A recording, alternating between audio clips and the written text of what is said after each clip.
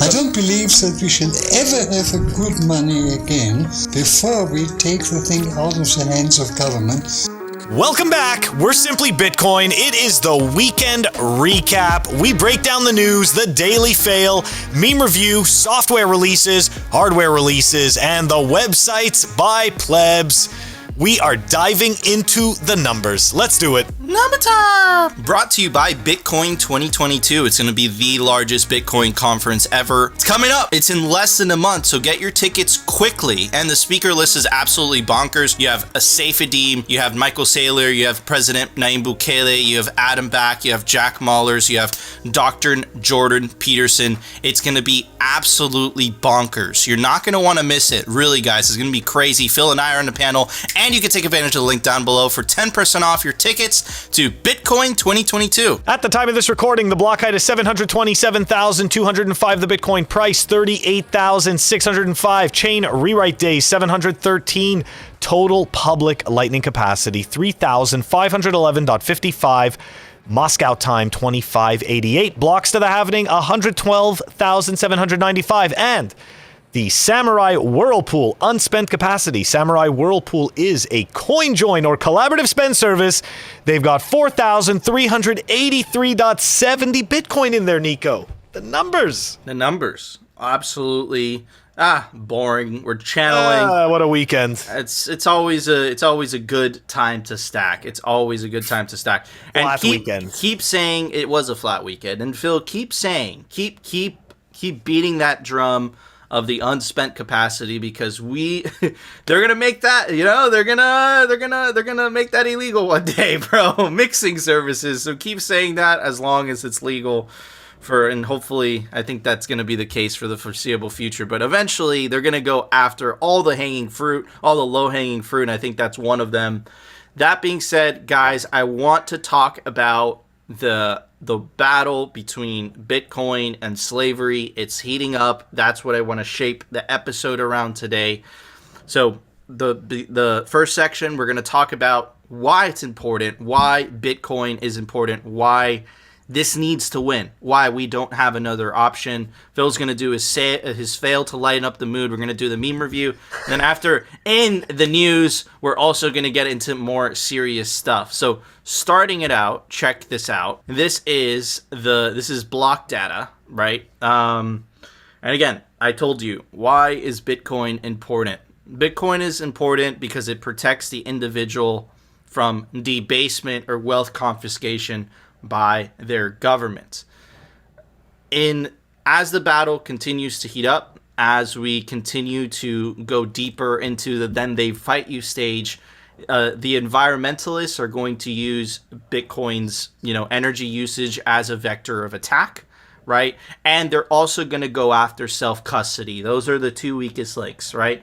Bitcoin uses a lot of energy and the right to self-custody, because that could be dangerous because of terrorism and money laundering and all that stuff, right? So anyways, I'm going to start with this. This is all these countries that are highlighted represents 1.1 billion people all around the world. I'm going to go through some of them, right? You have Yemen, 30%, Seychelles, 10%, Ethiopia, 34%, Zimbabwe, 25%, Nigeria, 16%, Brazil, 10%, Venezuela, 1,575%, Haiti, 11%, Sierra Leone, almost 12%, Guinea, 13%, Sudan, 366%, Libya, 21%, Turkey, 20%, Belarus, 10%, Georgia, 12%, Russia, I might add, also on there, because of the recent events that are happening. Argentina, 52%. The US, it's getting up there, right? Almost 8% at 7.9%. So why am I going through this whole map? Because if it wasn't for Bitcoin, you'd be forced to use this fiat currency or other inferior ways of saving your wealth, right? For example, if you use gold, right? You buy physical gold, which, by the way, this is a Bitcoin show, but I'm a fan of physical gold, right? What I'm not a fan of is paper gold. But unfortunately, most people buy paper gold because physical gold is very hard to custody. And think about it this way. We've heard horror stories, right, of people trying to bring their wealth with them, trying to escape their totalitarian regime, and they can't transfer their wealth out of the country. I know that's the case with you, Phil, right? That you have some wealth in Canada and you can't take it out of the country, because of the fiat system, right? Are you going to try to cross a border with some bars of gold? What are those border guards going to say? Open your bag, please. Bitcoin changes everything because for the first time in human history, you could store billions, if not trillions of dollars literally in your mind by memorizing a 12-word or 24-word seed phrase. If your memory sucks, you could write it down in tiny little microscopic letters. You could hide it like in a teeth or under your sock. You could put it under your skin. There's so many different ways. The point is, it changes the balance of power. Bitcoin, as much as they would like to tell you this isn't necessary, the central bank digital currencies, they could do all of this stuff. The central bank digital currencies aren't going to solve the two principal problems. They're not going to protect you from debasement, and they're not going to protect you from wealth confiscation. And as we saw in Canada, as we saw in Russia, right, as we're seeing with the current situation in Russia, governments these days are confiscating away and they're debasing away. Bitcoin is literally this shining hope, this shining orange hope in this world of darkness and evil, right? And it is the only way for people in certain countries, I just read you a couple of them, to save for a better future.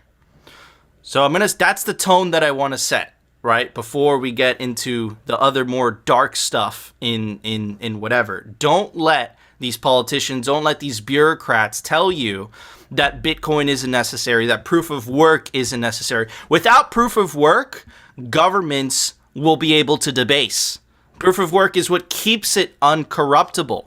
Without proof of work, they're going to say, for national security, we have to be able to manipulate the monetary policy. Proof of work is what ensures the uncorruptibility of Bitcoin, right? So I just wanted to say that. I wanted to make my case for why Bitcoin was necessary. Phil, what are your thoughts on all this? I know it was a lot of information just put into one thing. Oh, man, that was fantastic. And I agree with you. And it got me thinking. There was a tweet from the Angry Chihuahua, i.e. Dieter Bob, last week. I'm going to find the... I'm going to find the tweet, okay? But it's essentially a tweet that says something like hyperinflation or something like that, like when hyperinflation, like one of those. I'm going to find it for you so we could pull it up so everybody has context. But it was funny, right? Because he does bring up a good point. And it's interesting that you brought up that map, right? We see these terrible numbers. I think it was last month or last quarter, we had 6.9%? 6.9% growth. So now we're at 7.9%. So, okay, to his point, hyperinflation is not 1 second, like 1 minute to the next, right? It's not like all of a sudden we just turn a key and it happens, because the thing is that what we can't appreciate, okay, and I don't know if it's a matter of our human stupidity or just our ability to ignore reality. I don't know what it is, but how long can these governments around the world continue to kick the can down the road and make everyone poor? As I mentioned in a previous episode, in Weimar, Germany, they were able to do this for over 20 years. And that's just one place. They were able to do it for over 20 years, and nobody really noticed. And now, right, with the sophisticated, I guess we'll call them monetary tools that the governments have, maybe they're able to extend that even longer. Maybe, okay, this is something else we don't know, maybe we're already in one of those life extension stages of them kicking the can down the road, and it's at the end. Maybe in 5 years, the knob does turn, and all of a sudden we start to see 30% quarter-to-quarter inflation or month-to-month inflation or something like that. Like, when does it become hyperinflation? Like, when do we decide, okay, this is hyperinflation? Yep. Is it that we can't afford basic necessities from morning to evening? Is it then? And the question is, Phil, and then it comes to a question of human right, of natural rights. I would say, right, and again, this is considered right-wing extremists, that everyone has the right to save for the future without fear of it being confiscated by the government and it being inflated away by the government as well. I think everyone has a right to do that. Now, I'm not advocating for, the terrorist, whatever, but at the same time, it's like you arrest that terrorist, you put him under a trial. But we're living in an era where politicians in Canada and what they did to the Russian people, there was no trial, there was no court. It was by decree. People had their accounts completely frozen. No trial, no nothing. It was just bah. So the question that I have for you guys, and this is a question that I'm going to, dictate to Phil, is, Phil, do you believe that human beings have a God-given right to save for a better future and without fear of it being confiscated or it being debased away? My answer is yes. Is that a radical idea? I would like to think it isn't. It shouldn't be. It shouldn't be. But for some reason, there's a certain class or type of bureaucrat or politician that for some reason seems to think that it's okay to inflate away our value. And it's really psychotic, isn't it? Because I've said this before, they do this to themselves, right? Like, this is what nobody understands. Like guys, like, we never get any of this time back. Right? Like, it doesn't matter what your religious beliefs are or anything like that. Look, at the end of the day, if we're talking about what's here and what's material, one day we die, which means everything that we do just ceases to exist. So, like, why do we accept that the time that we spend that we can't get back is made to be worth less and less? Why do we accept that? I ask this of myself. It's like, I'm not just like asking a rhetorical question like I don't, because, hey, I've worked a normie job for, over 25 years at least. Like, I completely understand what it is. And every single one of us, unfortunately, uses government fiat dollars. Whether we're Bitcoiners or not, we still have to interact with the system, and it's still robbing us, right? We are robbed by very virtue of participating in this system. 100%. 100%, dude. It's a shame. But anyways, Phil, it's time for the Daily Fail. Brought to you by Amber App. Check them out, amber.app. Low fees, fair spreads, smart automation, a Bitcoin stacking app by Bitcoiners. The link is down below. Amber, the smart way to stack sats. Nico and I do not rehearse a script or anything. It just so happens that we're talking about inflation today. Anyways, okay, the first part of the fail is this wonderful little speech by Ben Bernanke. It's a tweet from Rudy Havenstein. It's not really Rudy Havenstein, I don't think, but anyways. It's the Twitter account called Rudy Havenstein. Anyways, PIMCO intern Ben Bernanke in December 2010. We will not allow inflation to rise above 2% or less. We could raise interest rates in 15 minutes if we had to. Oh, those times were nice, right? Those were the good old days. Let's take. Before you play it, could you give everyone a little bit of context of who Ben Bernanke is? So at the time, I think he was the Fed chair. Yes, if I'm not mistaken, Ben Bernanke was the Fed chair at the time. He was. And he's essentially talking about, not so subtly, he's talking about the interest rates and inflation and without so many words, money printing. But it is money printing. Call it for what it is. So he's basically, for anyone who's following along, Ben Bernanke was the equivalent of what Jerome Powell is today. Back then. Yeah, exactly.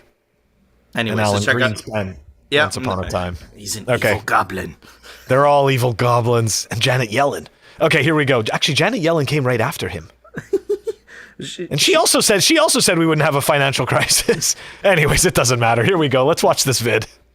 We've been very, very clear that we will not allow inflation to rise above 2% or less. Can you act quickly enough to prevent inflation from getting out of control? We could raise interest rates in 15 minutes if we have to. So there really is no problem with raising rates, tightening monetary policy, slowing the economy, reducing inflation at the appropriate time. Now, that time is not now. You have what degree of confidence in your ability to control this? 100%. We've been very, very clear that we will not. Dude, let me tell you something. Okay, 100%. Let me tell you something.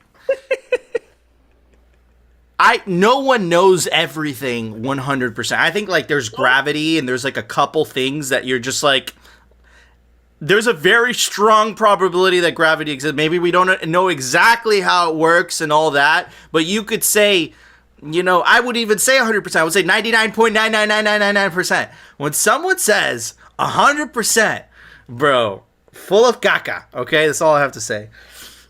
Oh man, does he have a used car for you? Because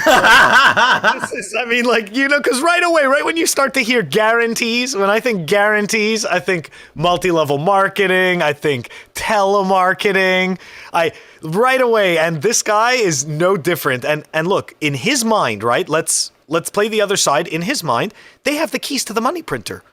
So of course they can do it. But you see how, right away, their only solution is to what? All of a sudden kill the economy from a different angle? That's the only solution. Anyways. Okay. Let's move on from the inflation stuff. We're going to go take a look at some shitcoining. Okay, here we go. He's back. That's right. The Pumpkin Man himself. For the people who don't know, there was a funny video of a lady calling Craig Wright out as the pumpkin patch man or the pumpkin man. Anyways. So look, for the people who don't know who Craig Wright is, right? He's like I'd say he's one of the main enemies of Bitcoin, pretends to be Satoshi Nakamoto, has attempted to sue multiple Bitcoiners, including Hodl or Not. Anyways, every couple of years he comes back and he stirs up shit. And this is the latest attempt to stir up shit. Let's dive into it. Craig Wright to sue Coinbase over Bitcoin listing. Craig Wright will sue Coinbase and potentially other exchanges over listing Bitcoin. Craig Wright confirmed in an interview that the biggest legal case in human history will drop later this year. I just want to note, every single time he has threatened Bitcoin or Bitcoiners, he has always said that it's going to be some earth-shaking. Listen, in 2019, I think there was the bonded courier that was supposed to show up that never showed up, or that was 2020. Every couple of years, there's something new. He's going to drop a bombshell. It's going to destroy Bitcoin because he is the great Satoshi Nakamoto. Anyways, none of that is true, but let's continue. Here we go. The Australian man said last year that the case had been 3 years in the planning. Now, I just want to note, 4 years ago, BSV forked off from BCH, which is Bitcoin Cash. So about a year after he shit forked, he started planning this. So I just want that to stick in people's mind while we go through this article, and then we riff on this, because all of this is very important. Craig Wright will sue Coinbase and probably other major exchanges later this year over their listing of Bitcoin. Wright, who claims that his Bitcoin fork BSV is the real incarnation of the Bitcoin white paper, yesterday promised the biggest legal case in human history with reference to Bitcoin being passed off as the real thing by exchanges, a proposition his legal backer Calvin Ayre said was a good bet. Wright has a long-standing hatred for Coinbase, and it is clear that his goal is to force them and others in either license BSV or force Bitcoin to change its name, or both. Keep in mind, nobody owns Bitcoin, so I have no idea how he's going to do that, but this is very important. Wright promises biggest legal case in human history. Wright was speaking yesterday to David Porter, Chief Operating Officer at Global Boost, when the subject of Bitcoin and BSV came up.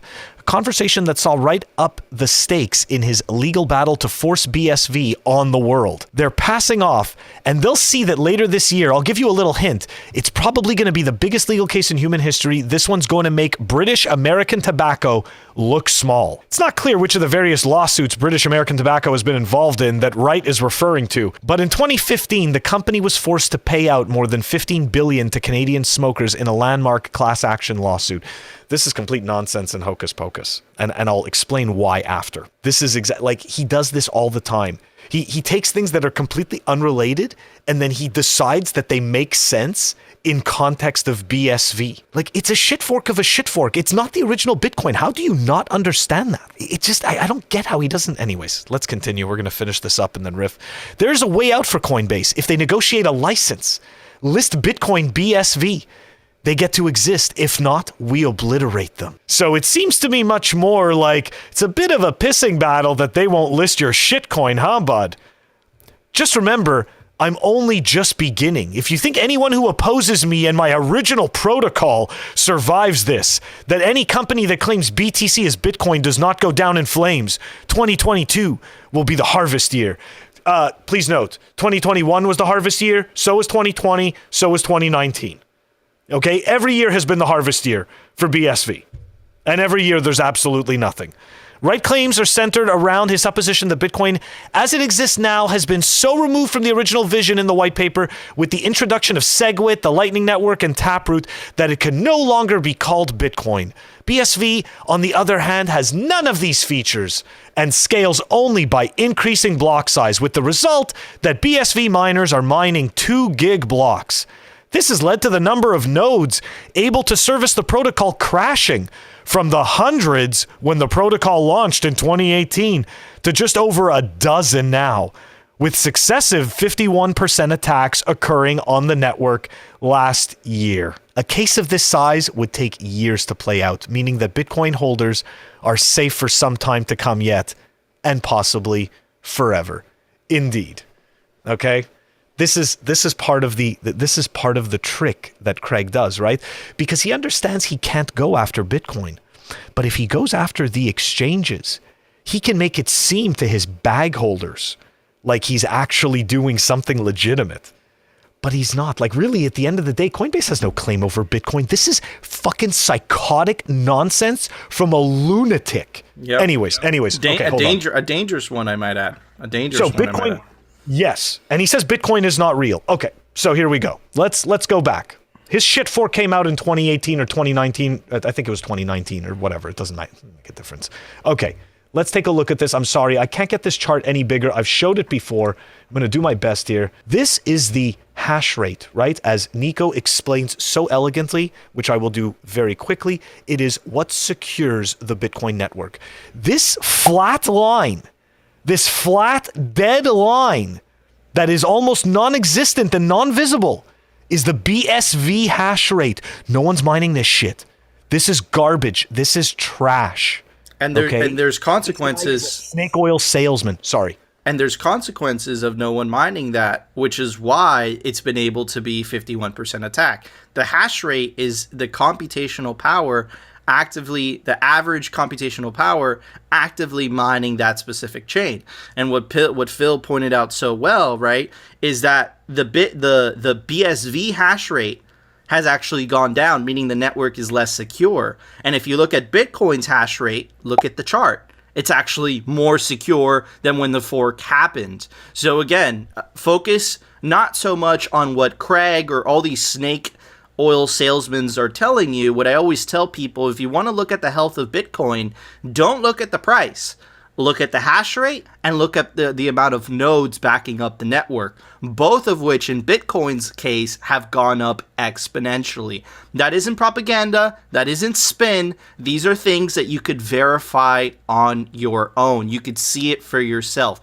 Literally, BSV is a less secure network, and the 51% attacks, multiple, have proved that. And it's centralized, of course. Yeah. Yes. Okay, so hold on. Last little picture here, just to illustrate this. I know we don't like to deal with price charts, but I had to put BSV on a logarithmic chart. Look, this is literally this is what you're buying. This is dog shit.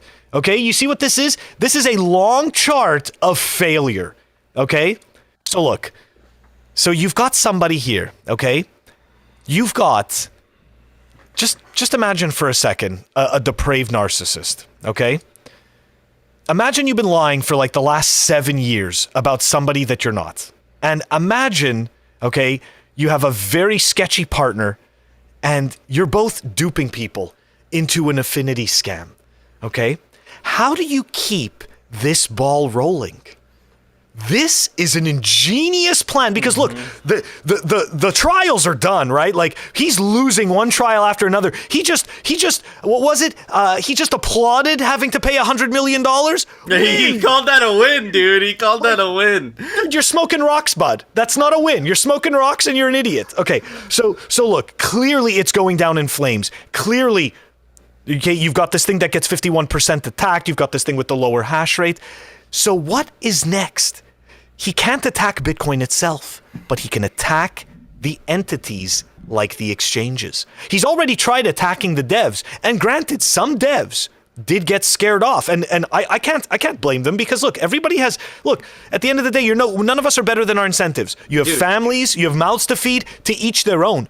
But you see, he tried that angle. It didn't work very well, because guess what? He can't go chasing all the devs around the world, but he can definitely go chasing centralized entities and corporations. So enter Coinbase. And where is he going, right? He's going to Coinbase. Now see, why doesn't he go to the smaller ones and build up a whole little cache of like, I can beat all these little people out? No, he wants to go where there's going to be the most attention and the biggest bang, because at the end of the day, he's a salesman and he needs to rent seek. Anyways, I just thought this was hilarious, and like, good luck to you, bud. You did a great job, like, illustrating everything. Yeah, dude, Craig, CSW, he's not Satoshi. He's a danger to Bitcoiners. He successfully used the BS libel law system in the UK to go after the Space Cat, to go after McCormack, to go after Cobra, which he's the maintainer of the Bitcoin.org website, and actually forced Bitcoin.org not to offer the Bitcoin software in the UK. Right? Like, this guy, he's an enemy of Bitcoin, and he's using, what's his partner? The Calvin Ayre, which he's very well funded. He's using his big war chest to go after little guys, to convince people like, yes, we are the real Bitcoin. But I suspect the steam is running out. This boat is running out of steam. And again, like I always say, this guy's like a wounded animal pushed into a corner. That's when they get the most desperate. He's going for a Hail Mary right now. And yeah, dude, this guy's absolutely lost his mind, and he's dangerous. Make no mistake, right? But I know that Bitcoiners are fighting back. I know that HODLNOT, shout out to him, bro. He's fighting. He's sticking through that case. From what I've heard, he has a really good case. And also, Jack Dorsey set up a fund to protect Bitcoin developers from these types of attacks as well. So very interesting. We'll stay on top of it like always. But Phil, it's time for the Daily Meme Review. Brought to you by Citadel 21. It's the best Bitcoin cultural zine. It's stories, articles, comics by actual Bitcoiners. This is the artwork for Volume 10. This is the latest physical copy. There's only 1,000 copies made per volume. Per volume, there's only 1,000 copies. So get your print of Citadel 21 today before it runs out. All right, first meme is brought to us by Rothmus. He says, woke. They literally removed the Indian and kept the land. This is, do you guys remember this? Do you guys remember this? Where, it used to have a Native American here, and that was part of the branding. I know they also did the same thing with Aunt Jemima, and I know they did the same thing with like a sports team. Dude, guys, right now, how racist is this? Dude, it's cultural Marxism. That's what you're experiencing in the U.S. It's the U.S. version of the color revolution that happened in China, and they're trying to change history. They're trying to rewrite history. That's what they try to do. But Nico, think of the irony, though. Think of the irony of this. Think about the irony of the Redskins, dude. Of the Redskins NFL team, dude. They interviewed Native Americans about it, and they're like, "We love that we're a thing. That's badass." Of course, so stupid. And it's actually liberals that are completely not related to that ethnicity whatsoever. They're the ones saying you guys should be offended. I'm offended for you. It's like, dude, it's like with the term Latinx. I'm Latino. If you call me Latinx, I'll get very upset. Hispanics can't pronounce the X, but they're trying to push it on you. Oh, it's inappropriate to say Latino. You have to say Latinx. How can we say Latinx if we can't pronounce the X? Like, dude, it's bonkers. This is just hilarious what's happening. Good one. Anyways, moving on. Next one by Nizmobit. Many don't know yet. Few. Simply Bitcoin banking system, money printing, politician, rent seekers. Oh, very nice. Very well done. Nizmobit, shout out to you, brother. All right, moving on by you guys know him from the This Amber. is niche. This is niche. You guys know him from the Amber thing. Me as a Greek, seeing all the Bitcoiners getting mustaches. Craig is a potato. Is this cultural appropriation? So I don't know what's going on with the mustaches. I totally don't know what the story is. As soon as I figure it out, I'll let you know. Or if somebody knows what it is, drop it in the comments. Yeah, but so everybody's got mustaches on. It's a movement, right? You have, essentially you have Pierre Richard, you have Dylan, you have all these things that all these Bitcoiners that went through. And it happened to me myself too, actually, right? For some reason, after Bitcoin, you end up with a bunch of facial hair, specifically the mustaches. And before Bitcoin, you see all these people cleanly shaved. So it's kind of a meme. It's kind of funny. It's kind of stupid. But anyways, so this is what happens when you're bored when the price is channeling. Anyways, next meme by Spinte Crusader. You'll soon be one of us. NATO, EU, Ukraine, UK, USA. You'll soon be one of us, Ukraine, Syria, Afghanistan, Yemen, Iraq, Libya. That was so dark, but it's so true. Yeah. All right, anyways, next one. Good morning from Austria. Just woke up and thought how good it feels to own Bitcoin. Everyone's stupid except me. It's not that you're smart. You just bought Bitcoin. It's not that you're just Bitcoin. What I love Matt Odell's famous line: "Stay humble, stack sats." Okay.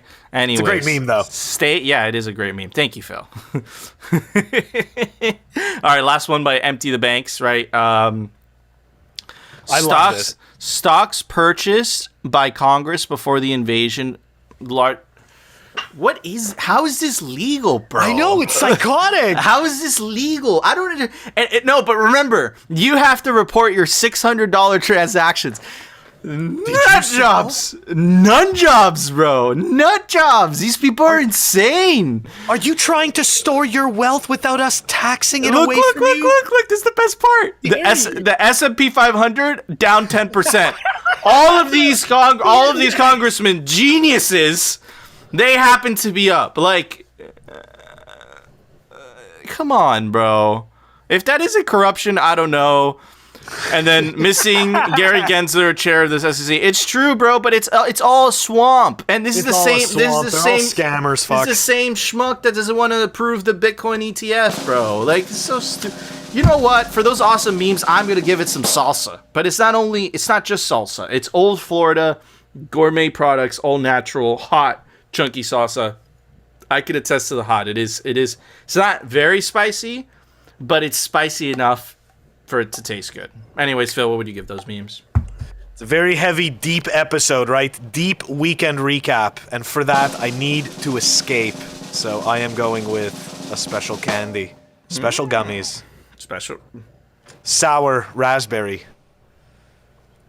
Special gummies and some hot, chunky salsa. Awesome scores. Anyways, guys, we want to know if you agree with our scores or you disagree. Comment. Let us know. Or perhaps rate the meme yourself. Just comment. Help us defeat the shitcoin channels. And, of course, make sure to subscribe to us on alternative video platforms like rumble.com and bitcointv.com is our personal favorite. They don't censor there because we do talk shit about the fucking clown world, and the clown world people don't like that we talk shit. It's not even that we talk shit. We just tell the truth and expose it. And, of course, make sure to join our Telegram group. Link us some dank Bitcoin memes to review. It's a fire Telegram group, bro. There's just plebs posting memes. It's awesome. Join us. We would love that. But anyways, Phil, it's time for the Daily News. Brought to you by CryptoCloaks.com. They make the best 3D printed Bitcoin merch, like the famous 3D printed art sculpture grenade thing. Opens up, you put your favorite hardware wallet in there. You can also get this and any custom color your heart desires. You can make this custom color, you can make this custom color. This just happens to be in the colors of El Salvador. Pretty badass. And some good news, you can take advantage of the link down below for 5% off CryptoCloaks.com. All right, guys, so this is shaping up. In the beginning, in the number section, I was just kind of setting the tone. Guys, the stuff that we've been talking about on this show for about a year now is starting to seep into the mainstream. And that is because this inflation thing is getting out of hand. So people are waking up to the fact that there's an alternative, which is Bitcoin. The government is actively going after that, potentially going after that escape valve, to use Christine Lagarde's own word. That this inflation thing is caused by the government themselves printing record amounts of money. We've been telling you this. In fact, That's what we mostly cover on this show. But the good news is that it's finally seeping into mainstream conscious. It's seeping in, and that is a big deal. It's a big deal for this revolution. The battle for self-custody is being brought in front of the mainstream consciousness, and it's a huge deal. And where was it brought in front of mainstream consciousness? On Tucker Carlson Tonight. Who is Tucker Carlson Tonight? Why is he a big deal? He is the #1 watched cable television primetime host in America right now. And if you see the key demographics, 25 to 54, Tucker Carlson has 743, that's how this rating system works. And if you compare that to everybody else, it is much, much higher. And if you look, I think this is the number of viewers, right? 3.9, almost 4 million active viewers on every average episode that he does, right? And the closest is Hannity, and he's at 3.1. So Tucker basically almost has 1 million more viewers, and if you compare that to CNN, CNN is in the millions. You know, here's 800,000, million, 1.4. You know, we have the 5, which is 3.8, gets pretty close, right? But Tucker, again, is the big dog. So why is that important? Why is it important that this is happening? This is important because these are concepts that Bitcoiners have been screaming from the rooftops. But again, it doesn't really matter if it doesn't reach mainstream consciousness. So what I did is I made a montage of some clips of what Tucker did. It's pretty long. It's about 4 minutes, 4.5 minutes. And you'll start to hear things that Phil and I, especially if if you've been subscribed to this channel for, a couple months now, you'll start to hear Tucker talk about things that we have been hammering in home for the last year, but he has 4 million people watching his show every night. So absolutely crazy. I think there's a historical moment. Anyways, let's try. Oh, and by the way, last comment, Michael Saylor definitely orange pilled this man. Let's check it out. How long before they accuse you of collusion or disloyalty or some other hard to define crime, declare you an enemy of the state, and then confiscate your bank account? Something very much like that just happened in Canada. We don't imagine it could happen here. Mostly we just don't think about it. Some topics cannot be hidden, and inflation is one of them.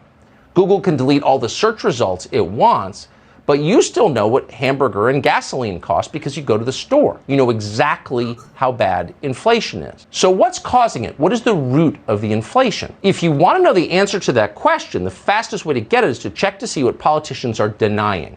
Whatever they claim is not the cause of inflation almost certainly is the cause of inflation. And with that in mind, here's Joe Biden telling you that government spending has nothing to do with it. Because the American people think the reason for inflation is government spending more money. Simply not true. Inflation is a function of money supply. The more money you have in circulation, the less that money is worth. The month after Biden became president, the supply of US dollars in circulation increased more than it ever had before in a single month. And then it kept going higher, month after month after month, as the administration and the Congress kept the money taps open. And that's why we have historic inflation now, because they printed too much money. It's not complicated. But it's not the whole story. It did not start with Joe Biden, to be fair. In the months after the 2008 financial crisis, the Federal Reserve assumed emergency powers to respond to the financial collapse. Now, if you're noticing a theme here, the people in charge giving... What did Phil and I just talk about during the fail and during the thing? We have been hammering these points home, guys, for many, many months now. But the fact that this is being spoken about in front of 4 million people is absolutely... This is changing. This is waking up the consciousness, and people are going to start asking questions. And of course, where does that lead to? Bitcoin, baby. Themselves emergency powers in the face of a crisis they created, you may be onto something. But in any case, after 2008, the Fed dropped interest rates to near zero and then began printing money. This was supposed to save our economy. And maybe it would have saved the economy if it had ended at some point. But it did not end. It went on to the present day. That's nearly 14 years. And in the process, what was designed to save our economy destroyed our economy. And now we're at the end stage. The Fed is out of trick. So when you reach a state as we are now, you really have only two options. You can pretend it's not happening, or you can blame someone else for it. And get rid of cash. Of course. That's clearly the plan. Joe Biden has just signed an executive order directing the government to, quote, study the impact of cryptocurrency on financial stability. That order also asked the Fed to explore creating a new digital currency. To be clear, once they control the money, they control you completely. You have no freedom whatsoever if they can take your money away with a keystroke. Nick Carter is the co-founder of Coinmetric. It's a blockchain data aggregator. He joins us to assess this. Nick, I don't want to be paranoid, but the U.S. government has no right to take away my cash, and if they want to, then maybe I should be worried about that. Does that seem fair? Yeah, certainly. The digitization of cash is something we should absolutely be concerned about. The politicization of finance and financial rails is well underway in this country, Tucker. Really, bro? And the CBDC, the enthusiasm for CBDCs at the executive is something we should be deeply worried about. So, just bottom line it for us. I know they would very much like to regulate cryptocurrency, to control it, to make certain that you can't make any transaction outside of their control. Are they capable of that? Can they do it? It really depends, honestly. I mean, we've seen some troubling legislative developments in the last year that have been aimed at making it more challenging and effectively just legally harassing cryptocurrency entrepreneurs and cryptocurrency users. And so they are tightening the noose to a certain extent. Now, could the U.S. ban, direct ownership of cryptocurrencies? That would be an extremely significant move. I don't know if, that would really work in a country with property rights like ours. That would be something akin to banning, the private ownership of gold. Obviously, that did happen historically in the U.S., but I think there's a significant enough, crypto user base in this country that would be very difficult for the government to kind of push through. Okay, so a lot to cover there. There's a lot. Guys, this is a historic fucking moment, okay? Because you essentially have what, the side people on the sidelines have been talking about, so stuff that you read in the, Creature from Jekyll Island, right? Talking about it's the money printing that is causing this stuff, right? And at the same time, you also have, hey, look, to use Tucker's words, cryptocurrency is an alternative, but they actually might go after self-custody, which is a topic that we've been covering tremendously on this show. Guys, this is historic. This is definitely seeping into the mainstream consciousness, 100%. I just hope this doesn't become a bipartisan issue. It looks like that's happening, because what we see from the establishment left is ferocious fight, and then what you're seeing from the establishment right, other than Donald Trump, is an embracement of these ideals. So that is an unfortunate development, but dude, that's absolutely crazy, man. I'm so glad that this is being talked about. The battle for self-custody is being talked about in front of such a large audience, man. This is the beginning of it going mainstream, Phil. I see it as more and more people flee inflation and they flee into something that can't be debased, it can't be confiscated.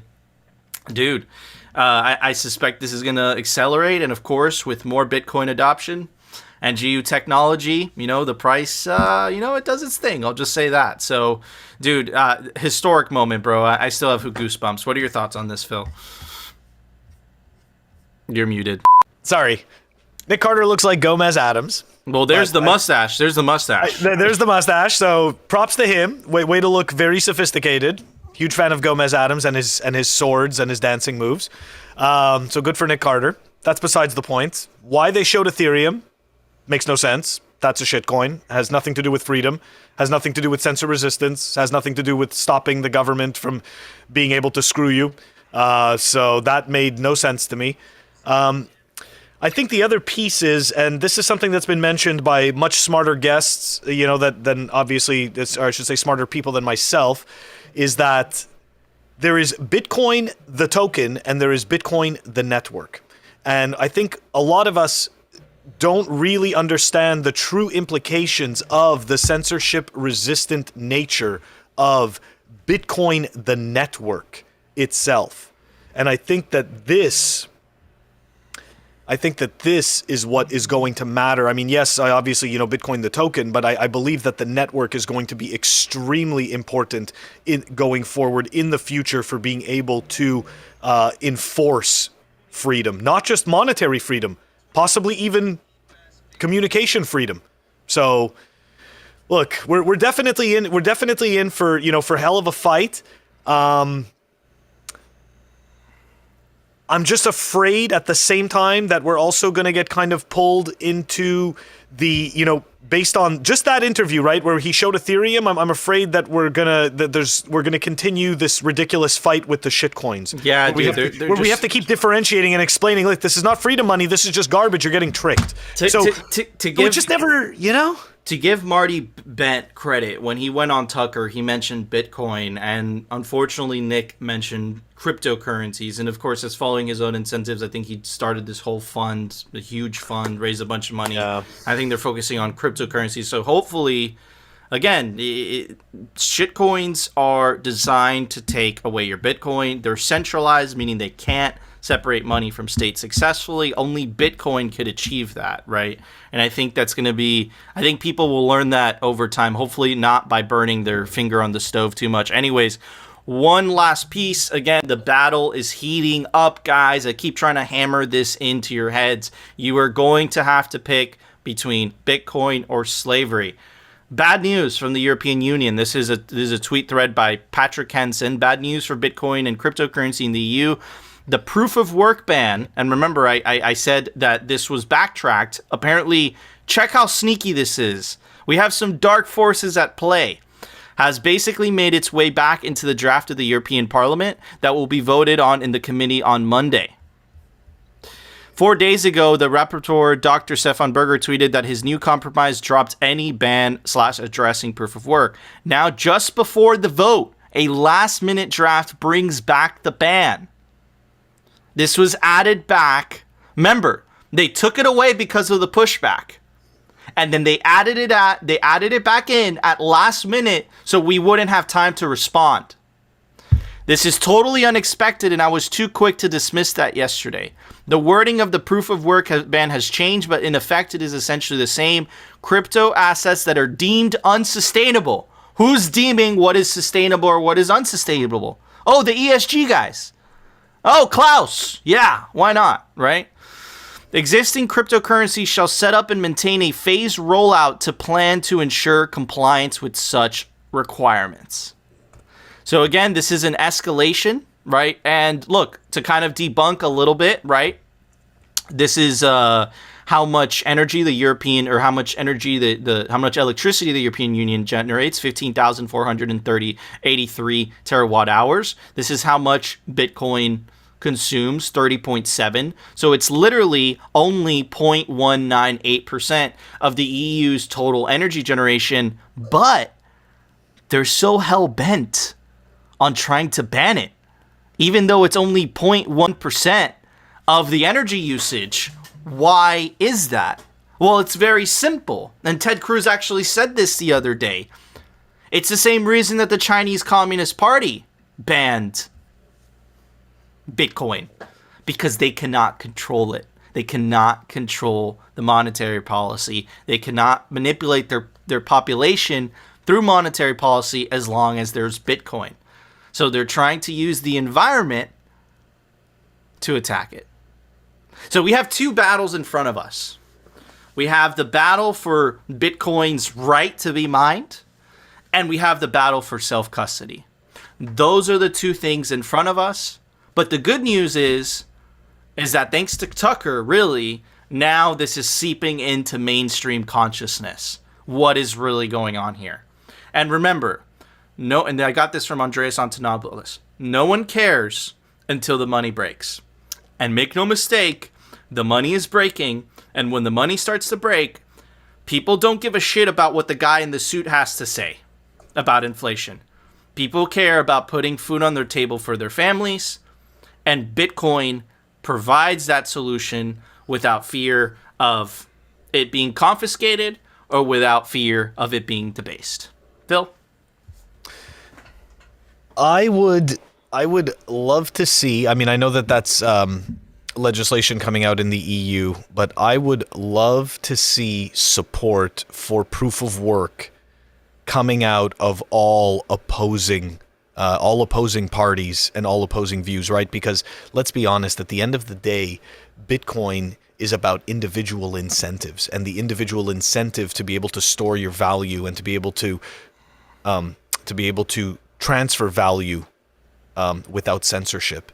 So the reality is that works for everyone. It does. So I think, that it's, even though they keep trying to reintroduce this legislation and all this nonsense. It's about power. Of course it's about power, but you know what? Power, At dude. some It has point, nothing to do with the environment, Phil. It has nothing to do with the environment. I know it has nothing to do with the environment. But at some point, right? At some point, individuals have to decide, right? Like, it's like, you know what? This is, who gives a shit about the environment? This is what's right for me, and Bitcoin is what's right for me. And, through doing that, these conglomerates, right? They can't sustain power if they can't convince individuals to play along. Of course. So the longer Bitcoin continues to exist, the longer it continues to stick around, the longer the messaging continues to be out there, the more hearts and minds we're going to capture. Absolutely, man. I completely agree. Government money needs coercion. Bitcoin, just incentives. But people just following their incentive. There's no coercion required. But I also think, and just to say this one more time, it is historical that these types of discussions that you see, in the intellectual dark web, right? You kind of see this in the sidelines of YouTube with a Bitcoin show. I love that these discussions are now being talked about.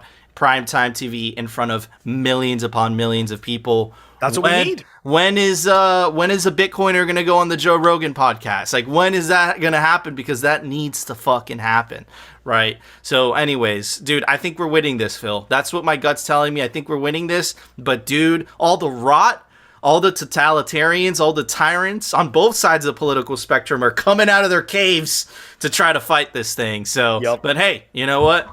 Honey Badger doesn't care. Anyways, Phil, there was an open source software release today. Why don't you tell everybody about it? Actually, today we are going to have websites by plebs. Oh, that's right. We're going to be showing a cool ass website. Websites by plebs. Brought to you by CipherSafe. Check them out. Cyphersafe.io. It's the best place to store your Bitcoin seed. Store it in the Cypher Wheel or the all-new Cypher Grid. They both come with tamper-resistant wire, and the Cypher Grid comes with a punch tool. Okay, this is a fellow Bitcoiner pleb and friend that I've known for a few years. Started his own kind of cotton candy company, talking about Lord Flacco _BTC, or people may remember him as Wolfnode or Lord Hodl. Anyways, the Bitcoiner with a Bitcoiny type of business. Very interesting. YoMunchies.com. I have ordered this cotton candy, and it is super tasty, especially when you have the munchies. Monkey poop, unicorn puke, zombie burps. You gotta love the names. There's also some funky swag that he's got going on, and if you want to order some, we're gonna post the link in our show notes. He's got an Amazon store, and you can order the unicorn puke directly from Amazon. That's right. Thanks. That was the website by plebs.